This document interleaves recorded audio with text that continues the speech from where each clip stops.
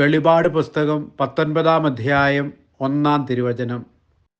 ഇതിനു ശേഷം സ്വർഗത്തിൽ വലിയ ജനക്കൂട്ടത്തിൻ്റേതുപോലുള്ള ശക്തമായ സ്വരം ഞാൻ കേട്ടു. ഹല്ലേലൂയ! രക്ഷയും മഹത്വവും ശക്തിയും നമ്മുടെ ദൈവത്തിൻ്റേതാണ്.